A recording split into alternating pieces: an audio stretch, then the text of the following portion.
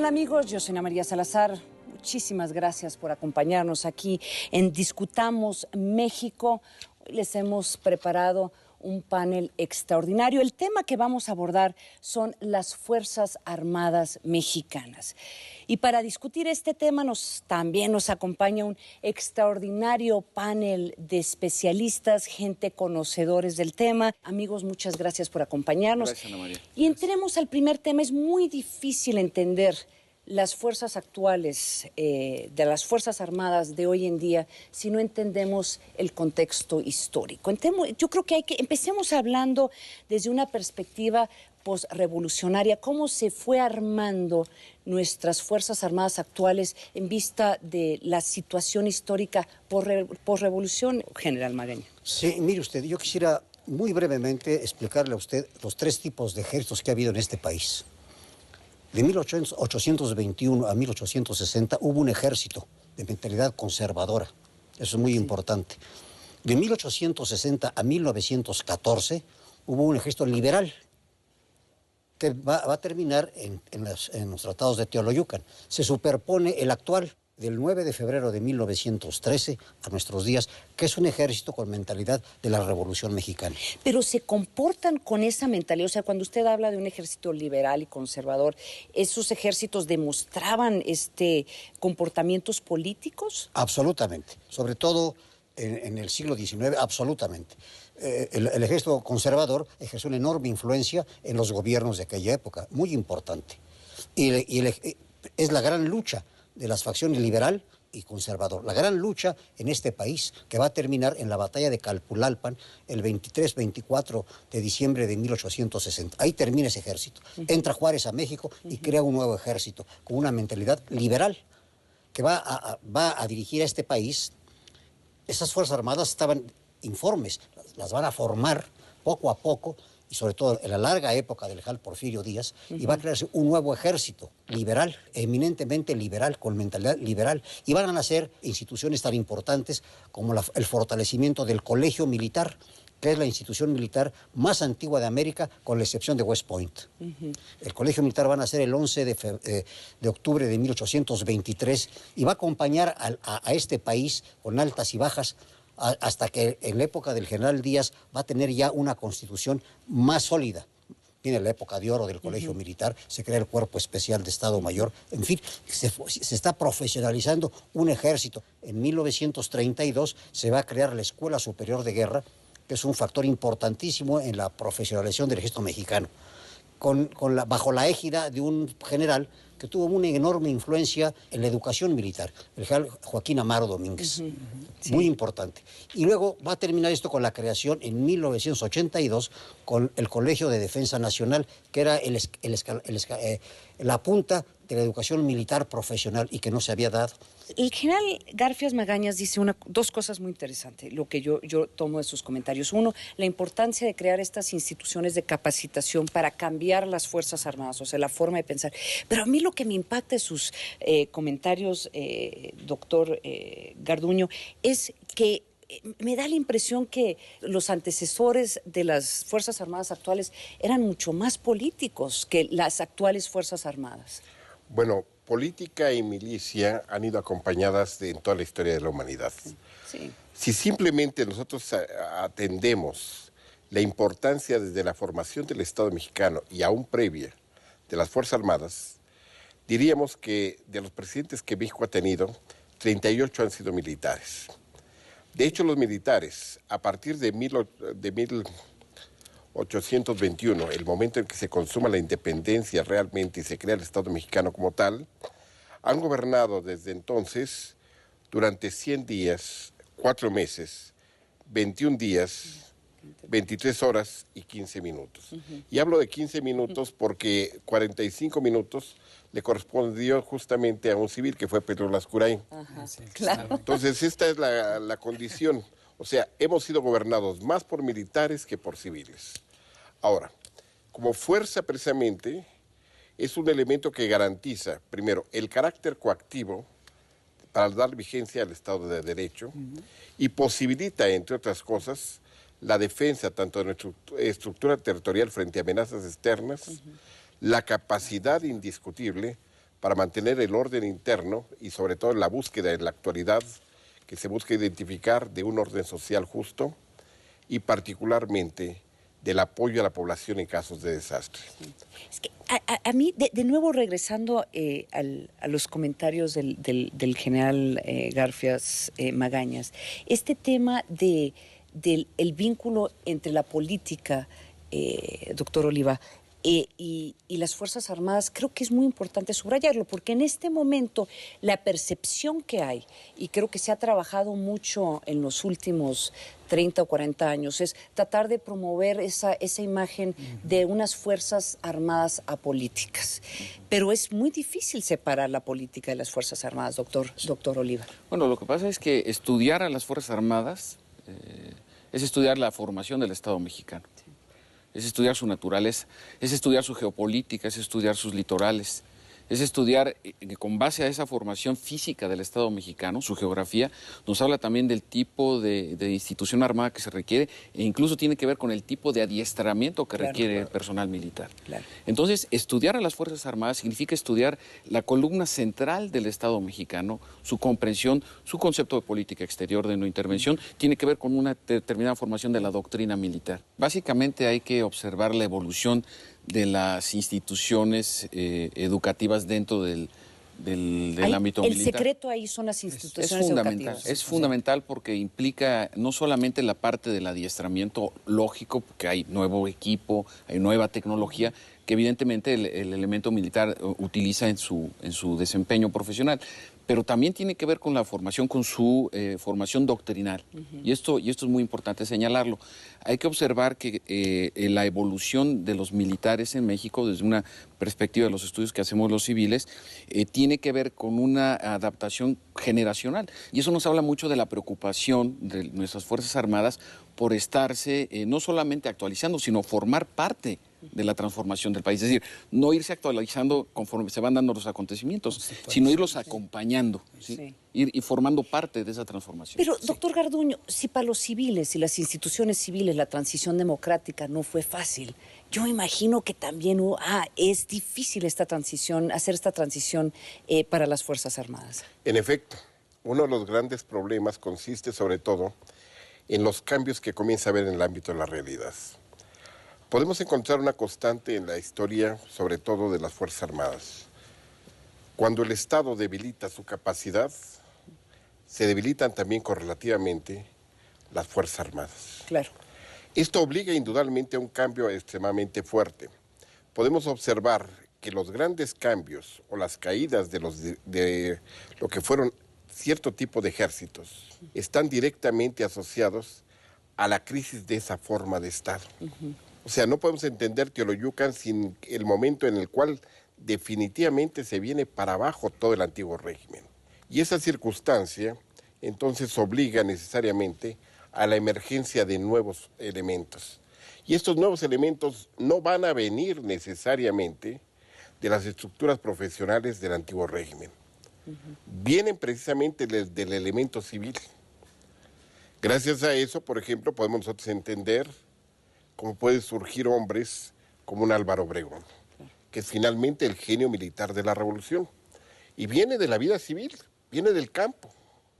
No era un profesional. No era un profesional. Sí. O podemos entender también a un Francisco Villa, que definitivamente no tiene y carece incluso de instrucción, que en algún momento ha sido forzado a entrar a las Fuerzas Armadas como castigo, lo mismo que Zapata, pero definitivamente ellos no fueron jamás militares que tuvieran esa idea o ese propósito original, sino que la vida misma y las circunstancias los van llevando y ahí se descubren definitivamente como elementos de primer orden.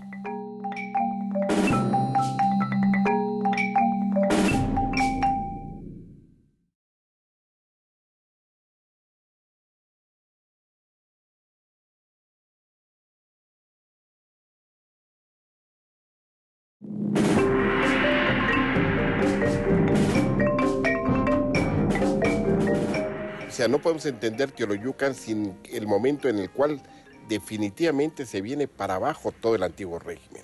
Y esa circunstancia entonces obliga necesariamente a la emergencia de nuevos elementos. Y estos nuevos elementos no van a venir necesariamente de las estructuras profesionales del antiguo régimen. Vienen precisamente del elemento civil. El propio general Amaro es un personaje que definitivamente baja de la sierra, en una apuesta incluso gana a su mujer. Es un hombre que definitivamente no es letrado, pero es el hombre que le da sentido y forma y profesionalización al ejército mexicano en los años 20 y principios de los años 30.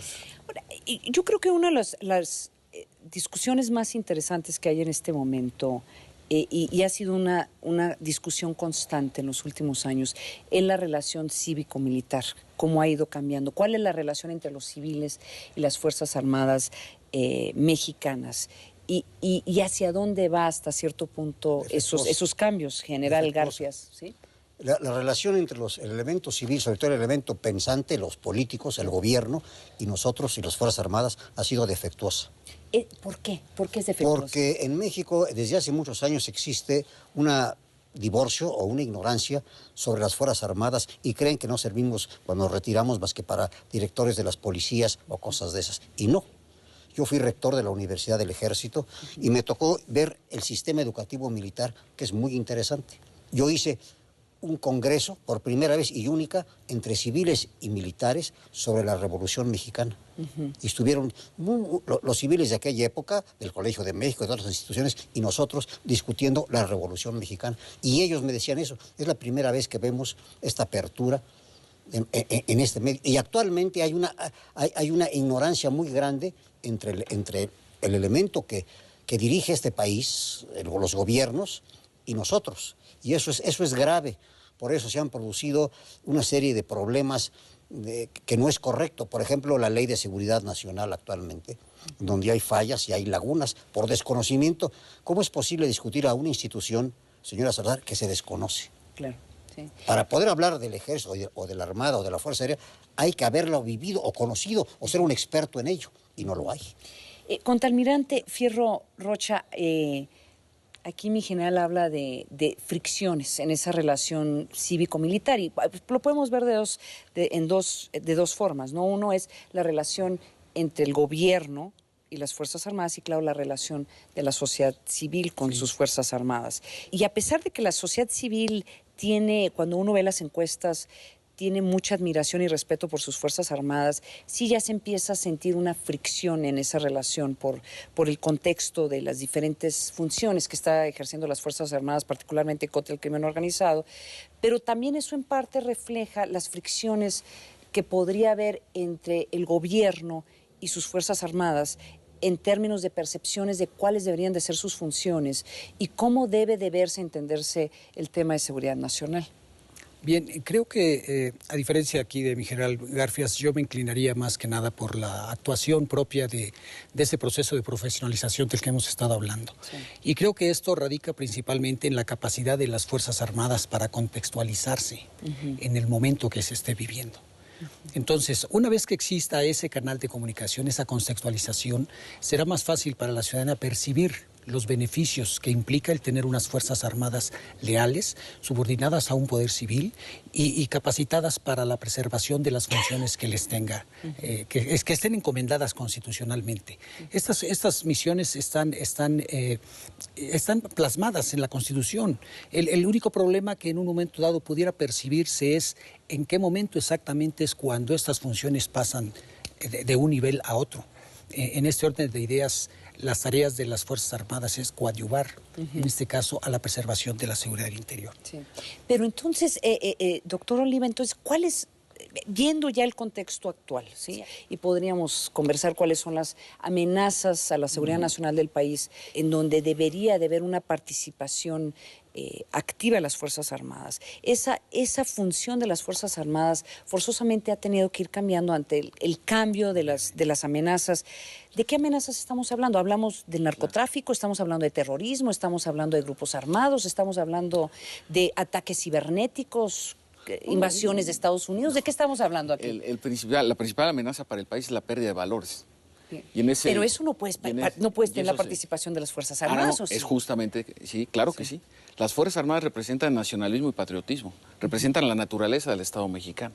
Hay que reconocer que se pueden crear, desaparecer o fusionar secretarías de Estado, pero las Fuerzas Armadas son de carácter permanente. Déjenme utilizar un término farmacéutico. Los gobiernos tienen fecha de caducidad, el Estado mexicano no. El Estado mexicano es permanente. Y la naturaleza de permanencia de las Fuerzas Armadas hablan de la propia naturaleza del Estado. Es decir, una cosa explica a la otra. Por eso, evidentemente, las decisiones que se toman en un gobierno, el que viene, o el pasado, o el antepasado, afectan la dinámica de las Fuerzas Armadas cuando se desconoce este valor fundamental que implica el nacionalismo. Y aquí hay una paradoja muy interesante, doctor Garduño. Por una parte, se entiende que parte de la supervivencia y las transiciones que ha tenido que vivir las Fuerzas Armadas ha sido, particularmente en los últimos 20 a 30 años, es esta imagen de apolítica, una institución apolítica que trata de mantener cierta distancia de los vaivenes, de los políticos que vienen y los políticos que van, pero que al mismo tiempo tal vez les ha creado una debilidad fundamental, porque en una democracia, y una democracia tan ruidosa y tan complicada como la mexicana, todos los actores fundamentales tienen que tener cierta voz y cierta capacidad de expresión para defender sus intereses. El general Garfias Magañas hablaba de esta ley de seguridad nacional que ha sido muy controvertida y muy cuestionada. En parte tiene que ver pues que no se escuchó las voces, según el general, de las Fuerzas Armadas, de sus necesidades y cómo poder funcionar en un ambiente en donde claramente han cambiado las amenazas. Entonces aquí hay como una contradicción. Por una parte, las Fuerzas Armadas comportándose como un ente apolítico en un ambiente democrático en donde se requiere que tengan más voz.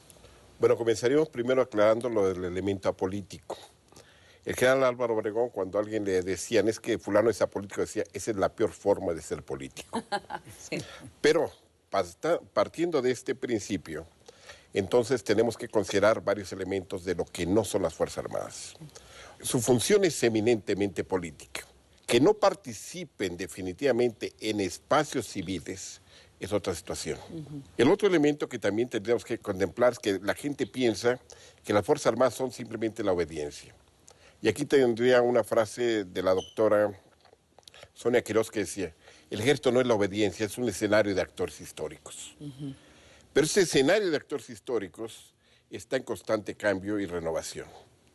Cuando cambia escenario, hay que cambiar la estrategia. Cuando cambia también esa estrategia, hay que cambiar la organización. Y esto permite precisamente que el ejército se renueve constantemente. O sea, su permanencia está dado por sus cambios. Y yo creo que es uno de los elementos más importantes de que el ejército, sin abandonar su naturaleza, que ha sido la construcción de este país, tiene necesariamente en las diversas coyunturas y en los diversos procesos que atravesar por distintos tipos de problemáticas y distintos tipos de riesgos y amenazas. Eso me lleva a preguntarles a ustedes, entonces, ¿cómo podemos nosotros ya empezar a identificar cuáles son los grandes retos que tiene en este momento las Fuerzas Armadas mexicanas? Mire usted, volviendo al tema de que actualmente hay una separación en el elemento importante, el elemento del gobierno y nosotros, es el Congreso. En el Congreso es increíble, es la primera vez en la historia que yo recuerde que las comisiones de defensa y de la Marina las presiden civiles que no saben lo que es el ejército. Sí. Que no saben. ¿Cómo es posible eso? ¿Cómo sucedió eso, mi general? Pues sucedió porque nadie le interesó que hubiera unas personas adecuadas en las comisiones de defensa. Yo fui presidente de la Comisión de la Defensa y miembro de la Comisión de la Defensa la primera vez que fui diputado y la segunda vez fui presidente de la misma. Hoy la Comisión de la Defensa de la Cámara de Diputados la preside un ex policía. ¿Cómo es posible eso? Pero Sedena y Marina, ¿por qué no alzaron la mano y dijeron... Eso. Habría que preguntárselo a Sedena y a Marina por qué lo hicieron, ¿no? Sí, en su momento, sí. Pero esto es una cosa grave, porque usted ve que hoy se discute y se habla de las Fuerzas Armadas en el Congreso, y no las conocen.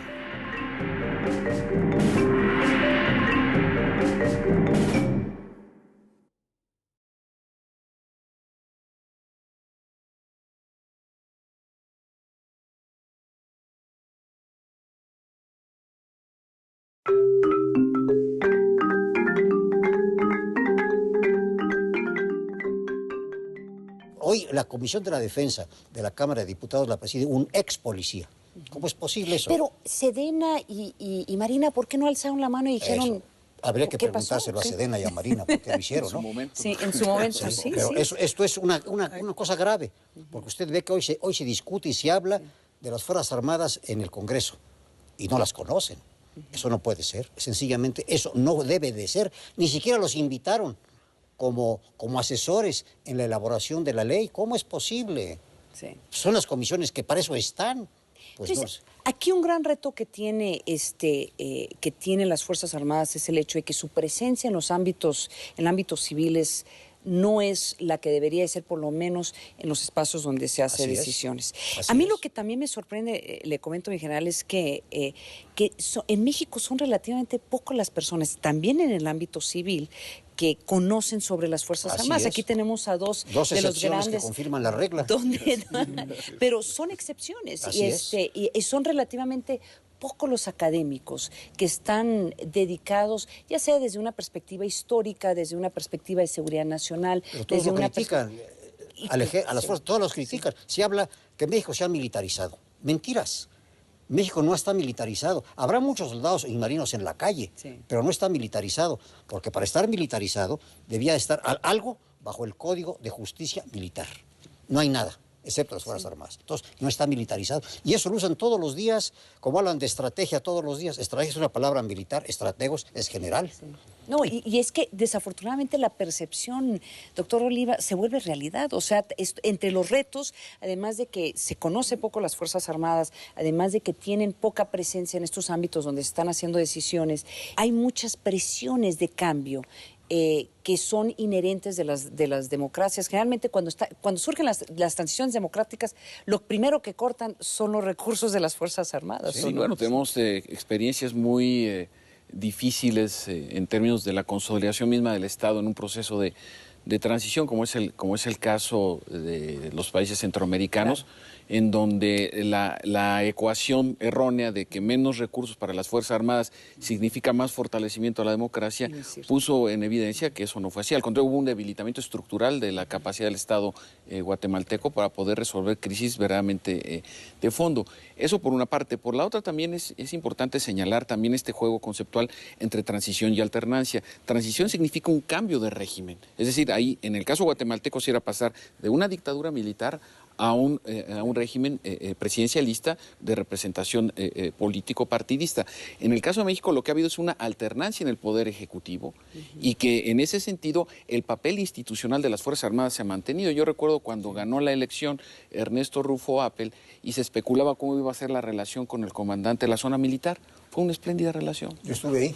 Porque precisamente era un asunto institucional, no era un asunto de partidos políticos. Entonces, esto vale la pena tenerlo muy claro en este cierre de la primera década del siglo XXI, porque es ese mismo ejército posrevolucionario el que ha mantenido esta actitud institucional frente a los vaivenes democráticos. Candidatos de otros partidos políticos han solicitado que generales en el activo sean los responsables de su seguridad personal, como fue el caso de López Obrador. Entonces, tenemos que hay una confianza no solamente en el sentido político, sino por supuesto como referente institucional. Curiosamente, ¿y cómo difiere de algunas de cómo se ha reportado algunas de las fricciones que existen entre algunos comandantes de zona en este momento con algunos gobernadores que han sido fricciones muy públicas, ¿no? Pero yo lo atribuyo más a este sentido de falta de conocimiento, y no porque les estemos pidiendo que sean historiadores, sino para que haya un conocimiento institucional de las funciones de las Fuerzas Armadas, de las características. Ser militar, yo no soy militar ni tengo familia militar, pero sí respeto mucho al profesional de las armas en México, porque es una carrera en donde de verdad la familia y todo queda fuera por la vocación del servicio de las armas a la patria. Es decir, estamos hablando de un sentido de vida, ¿no? Y esto sí es importante que los civiles tengamos la posibilidad de apreciarlo, ¿no? Bueno, doctor Garduño, veamos entre las nuevas amenazas que se hablan, o sea, los cambios que están exigiendo reformas o por lo menos nuevas estrategias en México. Son amenazas que en cierta forma más y más nos están llevando al ámbito de seguridad pública. Y de hecho, para el público en general, no hay mucha diferencia entre una amenaza de seguridad nacional y seguridad pública. Y cuando surgen estas amenazas de seguridad pública, pues lo primero que estamos escuchando es, bueno, que queremos soldados, queremos marinos, queremos más presencia de uniformados en temas que tradicionalmente no son responsabilidad de las Fuerzas Armadas. O sea, la responsabilidad de seguridad pública debe ser para policías civiles, seguridad nacional ya cuando se identifica una amenaza debe ser para las Fuerzas Armadas. ¿Cómo empezar a tratar ese tema desde la perspectiva de los civiles que están viendo que temas como el secuestro, la extorsión, el narcomenudeo, son temas de seguridad pública, pero sí hay una exigencia de tener más presencia de las Fuerzas Armadas, y al tener esa presencia, pues hay una reacción cuando suceden pues los tipos de desgracias y situaciones en donde mueren civiles? Bueno, aquí lo que tenemos nosotros que considerar es lo siguiente. Las Fuerzas Armadas fueron introducidas precisamente primero por el Poder Ejecutivo. En distintos periodos, por ejemplo, a partir de Miguel de la Madrid, comienza a incorporarse de manera creciente, sobre todo la presencia de la estructura militar. Considero que ha sido erróneo. Y lo hacen porque como que tienen más confianza pero, en las Fuerzas Armadas. No sé si tengan más confianza, pero sí hay una realidad. Las fuerzas policíacas se han corrompido, sí, y de alguna manera han dejado precisamente su función hace mucho tiempo. Esto entonces nos lleva a contemplar el problema. ¿Deben las Fuerzas Armadas estar en la lucha contra el narcotráfico? Y el problema sería el siguiente. Estamos hablando de que el Ejército es un actor estatal y lo estamos colocando contra un actor no estatal, sí, que es en este caso el crimen organizado. A su vez, la lógica precisamente del Ejército necesariamente es responder al orden legal que definitivamente no corresponde en este caso al narcotráfico. No de menor importancia es que la lógica concretamente del narcotráfico es una lógica de mercado, mientras que la otra lógica es una lógica de carácter político, militar y de carácter social. Bajo esta serie de visiones, estamos también contemplando que el Estado tiene límites territoriales y límites legales. Los límites, sencillamente, del narcotráfico están en el mundo, saltan nuestras fronteras, y como consecuencia de esto, no sería precisamente la fuerza militar la que pudiera en un momento determinado encargarse de un problema de esta naturaleza. Tendría que haber un elemento o un acuerdo a nivel multinacional para efectivamente combatir las distintas instancias, desde la producción, transformación, hasta llegar sencillamente al lavado mismo del dinero. ¿Pero ese acuerdo quién lo promueve? ¿Tiene que ser el gobierno federal? ¿Tiene que ser, o sea, porque estoy de acuerdo, pero hay como un vacío allí en donde cada quien se apunta y dice, no, bueno, pues falta leyes, no hay acuerdo, los civiles no nos entienden, los civiles dicen, apuntan a las Fuerzas Armadas y dicen, ustedes no están capacitados para eso, entonces capacítense. O sea, creo que hay unas fricciones muy interesantes en donde en lugar de buscar la solución, ¿sí?, ha sido mucho más fácil mantener el status quo y no hacer una discusión seria, no solamente de lo que se requiere, el marco jurídico que se requiere en este momento, pensando en las amenazas actuales y hacia el futuro, pero sino como un acuerdo nacional de qué queremos de nuestras Fuerzas Armadas, doctor Ahí está el problema real. Simplemente, lo primero que han hecho con esta ley de seguridad nacional es anular, entre otras cosas, el fuero militar. Bueno, intentar. Y esto es un elemento pavoroso, ¿no? Realmente. Claro. Pero hablemos sobre eso, porque me imagino para muchas de las personas que nos están viendo el día de hoy, ¿por qué hay tanta sensibilidad alrededor del tema del fuero militar? Porque dicen, bueno, pues si yo soy civil y tengo que ir ante un MP y un juez, ¿por qué no los si usted militares? me permite, primero yo hablaría, ¿por qué están los soldados en la calle? Sí. Porque al presidente de la República, en su carácter de comandante supremo de las Fuerzas Armadas, actuando en la fracción sexta del artículo 89, se le autoriza a mover las tropas en casos de amenaza de seguridad exterior e interior. Este es un problema de seguridad interior. Y luego, el segundo apartado del artículo primero de la Ley Orgánica del Ejército y Fuerza Aérea, que dice mantener la seguridad interior. Así está. Pero ¿qué pasa? Pasa que los soldados están yendo a las calles sin la protección legal adecuada. No tienen la protección legal adecuada. Sí. ¿Quién se las podría dar en esos momentos? El artículo 29, que es la suspensión de garantías individuales. Pero no han querido hacer eso. No han querido hacerlo. Por razones políticas. Sí. ¿Por qué? Porque en este país no pasa nada y pasa todo.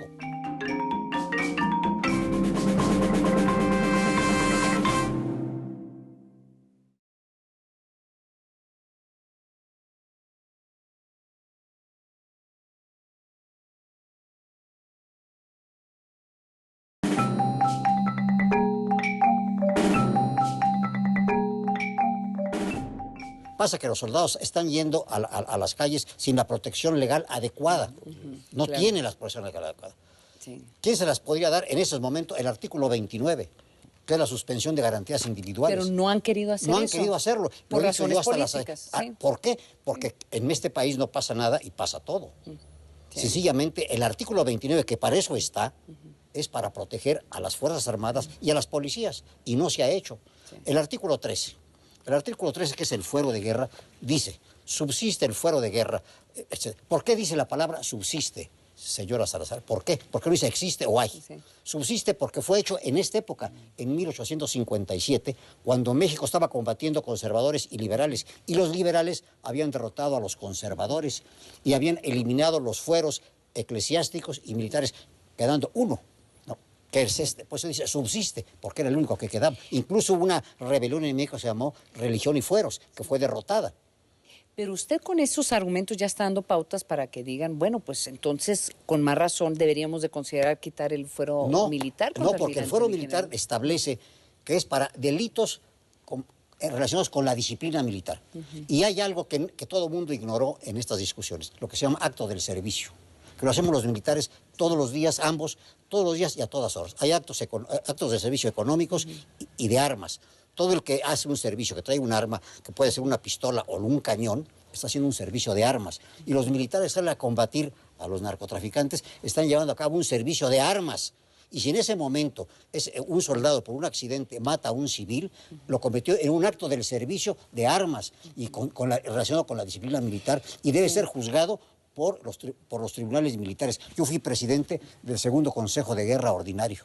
Por eso conozco esas cosas. Pero este tema, claramente hay una confusión en la población, en el sentido porque sienten que les dan la misma inmunidad que buscan, por ejemplo, los congresistas, que salen borrachos y hacen sus travesuras y nadie los puede procesar. Una cosa muy importante, señora Salazar, la penalidad. La penalidad. En el artículo 143 del Código de Justicia Militar se establece que todo militar, soldado, agente de división, que tenga una pena de 2 años o más, trae aparejada la destitución del empleo. Destitución del empleo. O sea, pierde el uniforme, el sueldo, todo pierde, vuelve a ser un civil. En la vida civil no hay esa pena. Sí, si, claro. si un militar le ponen 3 años de pena en la población, en la cárcel civil, él pierde el tiempo de servicios, más no la antigüedad. Él puede regresar al ejército al terminar y decir, yo sigo siendo militar. La defensa lo puede dar de baja por mala conducta o por cumplir al buen servicio, pero recibe lo que él ha guardado, su fondo de ahorro, lo que es. En cambio, con la destitución del empleo, total. Sí, pero aquí, contralmirante, ¿sí entiende por qué hasta cierto punto la frustración en tratar de entender el tema del fuero militar? Porque ha habido muchas presiones, no solamente en México, pero también muchas presiones externas, de que hay que considerar algunos cambios o por lo menos algunas aperturas en ese tema. Mire, yo creo que el punto, el denominador común en esta situación que está usted manejando viene sobre el mismo concepto de seguridad nacional, un término que ha sido abusado y se utiliza para cualquier cosa, tanto para estrictamente hablando de seguridad nacional como para preservación de unas situaciones, etcétera. Usted sabe a lo que me refiero. Se abusa y se usa de este término. Sin embargo, dentro de las funciones, dado a las amenazas que se están gestando actualmente, trasciende ahorita para las Fuerzas Armadas el concepto de guerra como exactamente nosotros lo concebimos, un enfrentamiento contra otro Estado. Esa hipótesis de guerra actualmente no la percibimos nosotros en el horizonte. Sin embargo, dentro de nuestras funciones, de nuestras misiones institucionales está la coadyuvanza al gobierno federal. En este orden de ideas, y dada la situación que está prevaleciendo y la participación de la Armada de México para coadyuvar a la preservación de esta situación, a la seguridad interior, debe ser complementaria. Y esta complementariedad tendrá que darse necesariamente bajo un marco legal que permita coadyuvar al Estado mexicano, a sus instituciones, pero también permitirle que la sociedad se dé cuenta que nosotros no estamos ejerciendo una actitud netamente militar. Doctor Oliva. Sí, aquí hay un aspecto muy importante. En el mes de mayo de este año, la OTAN estuvo discutiendo la reorientación doctrinal de sus Fuerzas Armadas para combatir en ciudades. Después de casos como Beirut, como Sarajevo, como en el caso de Kosovo, y por supuesto ahora en la guerra de Irak y en la invasión a Afganistán, están en un proceso de reconstitución doctrinaria que llevará también a un replanteamiento jurídico para que las acciones de los militares en las ciudades, porque es nuevamente lo que decía Guillermo hace un momento, es un cambio, no están enfrentándose un Estado contra otro Estado, es una fuerza multinacional, la OTAN, frente a grupos no regulares, ¿no? Sí. Que están combatiendo. Entonces, lo que se está viviendo aquí en México. Entonces, lo que es importante es que muchos de los que opinan en los medios de comunicación es que abrían las secciones internacionales de los periódicos y vieran en qué estamos inscritos en la dinámica social de este siglo XXI. Claro. Porque no es algo que no es solo exclusivo del caso de las Fuerzas Armadas Mexicanas, que es algo que se tiene que discutir. Yo creo que en lo particular, mi punto de vista, es que el Fuero Militar Mexicano tiene que quedar como está. Claro. Sí. Pero en ese sentido también no hay que perder vista qué está pasando con otros países. Las Fuerzas Armadas de Estados Unidos siguen negándose a suscribir la Corte Internacional de La Haya, precisamente. Entonces, por esa misma razón. Exacto. Entonces me parece que ahí es un tema fundamental que nosotros tenemos que atender en el caso, no solo de la coyuntura mexicana, sino en la trayectoria doctrinal. Nos quedan unos minutos. Yo estuve en Fuerte Leavenworth. Sí. Ahí está la única prisión militar que hay en todo Estados Unidos. Y la visité. Sí. Y ahí matan gente, abajo. Sí. Hay pena de muerte. Sí. Ahí de repente sale una pequeña nota. Ayer fue ejecutado el soldado Juan Pérez en virtud de haber violado a una persona en ya haber sido latino seguramente. Y ahí estaba. Y ahí estaban. Y le quiero a usted decir, en Estados Unidos hay un sistema jurídico militar sumamente es muy duro. Austero y muy duro. Sí. Las cortes marciales son muy duras. Yo las estudié y las viví. En todos los lugares del mundo hay justicia militar. En Alemania hay un caso curiosísimo. Ahí no hay justicia militar como tal, hay jueces especializados exclusivamente en las Fuerzas Armadas, exclusivamente, no hacen más, conocen. Este tema nos da casi para un programa completo, nos quedan unos minutos más del programa y quisiera invitarlos a hacer un ejercicio de que tratemos de ver hacia el futuro y pensemos cómo van a ser las Fuerzas Armadas mexicanas. ¿Cuál es el futuro de las Fuerzas Armadas? ¿Cómo la ven ustedes como expertos? ¿Qué podemos esperar y cuáles van a ser los grandes retos? Doctor Garduño. Bueno, el primer elemento que yo creo que es un elemento extremadamente favorable para las Fuerzas Armadas es el proceso de preparación que tienen. Yo puedo decir que realmente ser más flexibles. No solamente ser más flexibles, sino estar mejor preparados para los cambios. Yo creo que su sistema educativo es de excelencia, indudablemente perfeccionable bajo diversas situaciones. Pero sí hay varias condiciones que son muy importantes contemplar. Primero, se requiere mayor proporción de recursos a las Fuerzas Armadas. Especialmente si van a ejercer más actividades. Sobre todo, hay un elemento que es central. Tenemos que considerar que la proporción que se asigne a las Fuerzas Armadas debe estar en función a la magnitud de los intereses a defender. Y son múltiples los intereses que tenemos que defender y definitivamente un descuido enorme desde el ámbito de los recursos para poder satisfacer esta exigencia. Por otra parte, efectivamente, hay que entender, y esto hay que decirlo claramente, el fuero militar no es en modo alguno un privilegio. Es realmente una de las condiciones que posibilitan el mantenimiento de la disciplina de la unidad de mando y de la posibilidad de obediencia sencillamente de todo un conjunto que es altamente disciplinado y que está encargado de tareas específicas, tal vez las más importantes, la preservación de México. Yo sentiría, por último, que si se debilitan las Fuerzas Armadas, estamos también debilitando al Estado y ambos, correlativamente, pueden producir indudablemente problemas extremadamente fuertes si descuidamos ese sector. Continúa, si entiendo el doctor Garduño, buscará por lo menos defender el fuero militar como está en este momento, ¿no? Defenderlo y sobre todo adecuarlo también. Adecuarlo a la Adecuarlo bajo las nuevas condiciones. No eliminarlo, sino adecuarlo. Sí, adecuarlo. Sí, pero no eliminarlo.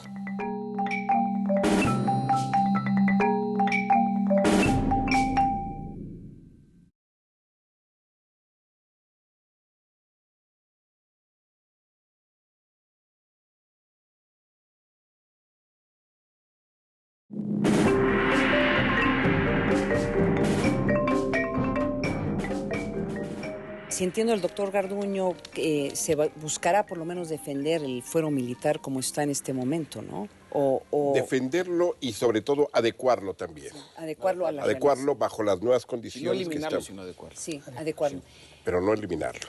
Doctor Oliva, hay muchas críticas de Fuerzas Armadas alrededor del mundo. De hecho, Foreign Policy sacó toda una sección sobre la tecnología y la guerra y ahí hay unas críticas muy fuertes a los ejércitos de Estados Unidos y las Fuerzas Armadas europeas de su incapacidad de poder adaptarse a las nuevas realidades de la guerra, particularmente con ese vínculo tecnológico. Las Fuerzas Armadas mexicanas van a enfrentar, me imagino, retos muy similares, si no es que no lo están enfrentando ya. En la primera quincena de mayo, el presidente Obama nombró al primer comandante de ciberseguridad. Comandante, ¿no? Sí, o sea, y no es comandante. experto civil, que hay que aclararle. Es un comandante. Es un Entonces, comandante. este es un proceso de transformación. Esto como resultado del asalto informático que recibió el Estado lituano, procedente, según se supo después, desde las Fuerzas Armadas de Rusia. Claro. Bueno, pero a mí me parece que uno de los temas centrales para las Fuerzas Armadas mexicanas, además de los temas que ya tocó el doctor Garduño, indudablemente está el incrementar la calidad del intercambio entre civiles y militares. Me parece que es un aspecto muy importante que tendrá que irse dando, y hablo no de un incremento circunstancial, es decir, que sea personalizado, sino que avance en un sentido institucional que permita compartir estos intereses, porque finalmente de lo que estamos hablando son los intereses del Estado mexicano, claro. no del gobierno en turno ni del grupo en turno, sino es el Estado mexicano lo que estamos tratando de reforzar con las prácticas que beneficien la cohesión y los servicios que da a la nación las Fuerzas Armadas. Simplemente recordemos la relevancia que ha tenido el plan DN3 a lo largo de la historia reciente del país, que es una base de generación social para las Fuerzas Armadas y para el Estado mexicano. Entonces, me parece que ese es uno de los aspectos hacia donde tendremos que ir apuntando gradualmente, porque esto a su vez también tendrá que ver, me parece, sin tratar de profundizar mucho en ese sentido, tendrá que ver con la adecuación de la doctrina militar mexicana a estas nuevas características. Una doctrina militar que tenga que responder más a un país que se ha urbanizado, en donde el nivel educativo se ha incrementado, en donde los rejuegos internacionales son diferentes y mucho más complejos.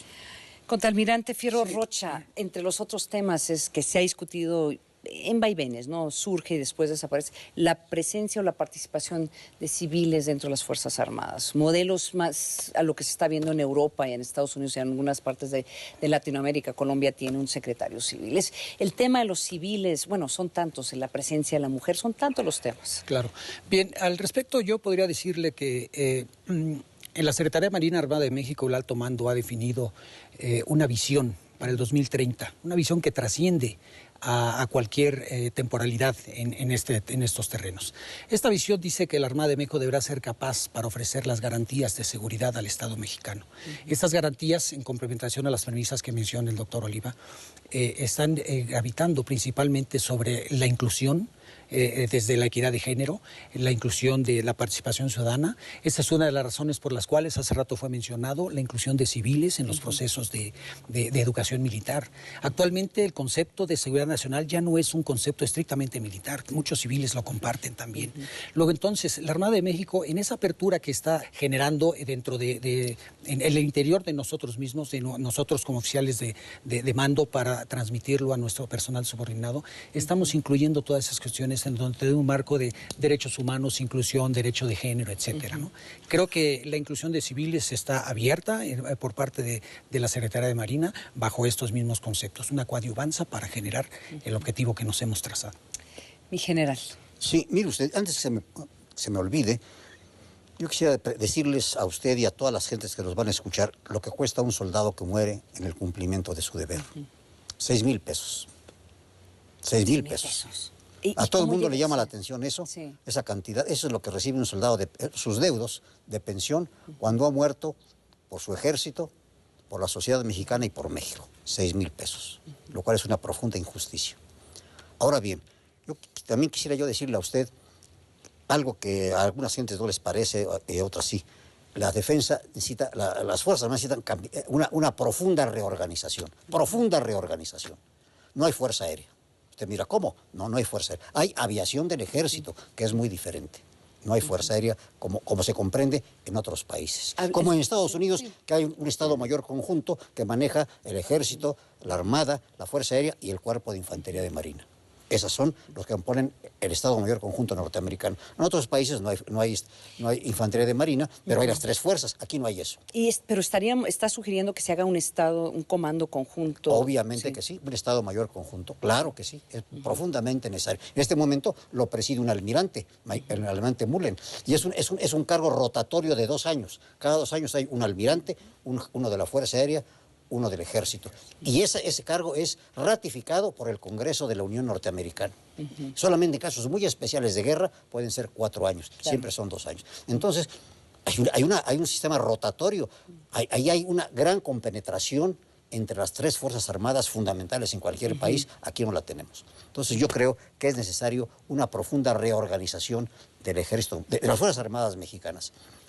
Por eso es que quise decir que los civiles, quien manda este país, los gobiernos, sobre todo el gobierno federal, debe de conocer a las Fuerzas Armadas, conocerlas. Porque si no, estamos perdidos, como lo estamos viendo actualmente, que hay tantas dudas, tantas cosas. Debe de conocernos para que nos den el lugar más importante. En este momento, el Ejército y la Armada son el pilar más sólido en la lucha contra el narcotráfico, sin ser policías, sin ser policías. Y no es justo que carguen con un marino que se muere o un soldado que se lleve 6,000 pesos. Entonces, va a continuar una muy importante discusión sobre las funciones. Ojalá y así sea. Sobre qué papel debe jugar las Fuerzas Armadas en esta guerra en contra del crimen organizado. Ojalá y así sea. Se nos acabó el tiempo. La verdad es que yo creo que requeriríamos unas horas más para poder abordar algunos de estos temas, pero sí les agradezco a todos ustedes por habernos acompañado. Muchas y les gracias. agradecemos a ustedes por habernos acompañado aquí en Discutamos México. Yo soy Ana María Salazar. Hasta la próxima.